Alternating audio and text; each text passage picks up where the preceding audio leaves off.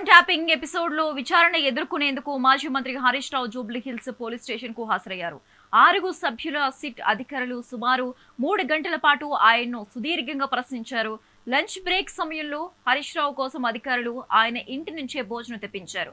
కాగా ఈ కేసుపై గతంలో హైకోర్టు, సుప్రీంకోర్టు ఇచ్చిన కీలక తీర్పుల కాపీలను వెంట తీసుకెళ్లిన ఆయన విరామం అనంతరం రెండో విడత విచారణను ఎదుర్కొనున్నారు. హరీష్ రావుకు మద్దతుగా పార్టీ నేతలు పెద్ద ఎత్తున తరలి రావడంతో పిఎస్ వద్ద భారీ బందోబస్తు ఏర్పాటు చేశారు.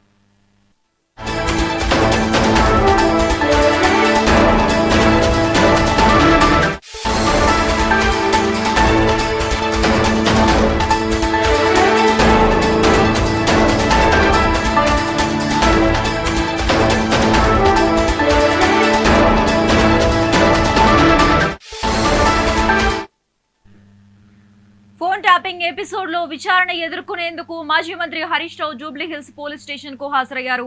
6 సభ్యుల సిట్ అధికారులు సుమారు 3 గంటల పాటు ఆయన్ను సుదీర్ఘంగా ప్రశ్నించారు.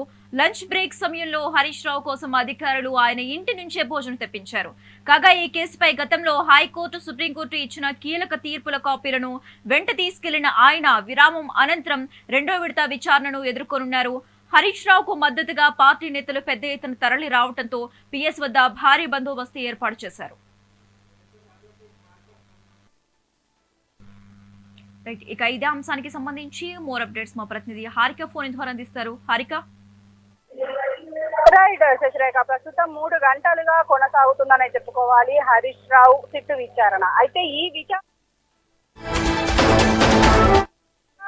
ఆరోపణలు అయితే కొనసాగుతూనే ఉన్నాయి ప్రభుత్వం మీద. ఎప్పటికప్పుడు అంటే ప్రభుత్వం తన తప్పుల్ని కప్పిపుచ్చుకునే దిశగా ఇప్పుడు ఈ సిట్టు విచారణకి ఆహ్వానించింది అని చెప్తున్నారు. ఎందుకంటే నిన్న ప్రెస్ మీట్ పెట్టి బొగ్గు కుంభకోణం గురించి చెప్పిన వెంటనే ఇటు సిట్టు విచారణకు సంబంధించి ఇటు పూర్తిగా ఈ నోటీసులు రావడం, పైగా ఆయన సిద్దిపేటలో ఉన్న తరుణంలో ఇది రావడం ఏంటి అని చెప్పేసి ఒక పక్క మాట్లాడుతూనే ఉన్నారు. ఏదైతే ఈ ఫోన్ ట్యాపింగ్ కేసు అసలు చెల్లదు అని చెప్పేసి ఆల్రెడీ సుప్రీంకోర్టులో ఒక పక్క విచారణ అనంతరం ఇటు ఆల్రెడీ ఒక క్లీన్ చిట్ ఇచ్చింది హరీష్ రావుకు. మరి ఈ సందర్భంలో మళ్ళీ మినిస్టర్ అంటే మాజీ మినిస్టర్ ని పిలిచి ఇప్పుడు ఈ దీనికి సంబంధించి విచారించడం, దాదాపు 3 గంటల నుంచి ఈ విచారణ కొనసాగుతూనే ఉంది.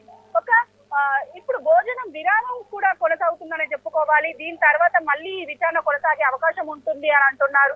దాదాపు అంటే పిఎస్ కి ఆల్రెడీ ఆయన మాజీ మంత్రి హరీష్ రావు ఆయన లాయర్ తో వెళ్ళినా కూడా లాయర్ ని అలో చేయకుండా కేవలం ఆయన హరీష్ రావుని మాత్రమే లోపలికి తీసుకెళ్లారు. దాదాపు 3 గంటల నుంచి ఈ పోలీస్ స్టేషన్ లో ఆల్రెడీ దీనికి సంబంధించి విచారణ కొనసాగుతూనే ఉంది. Sasirekha, thanks for the updates Harika.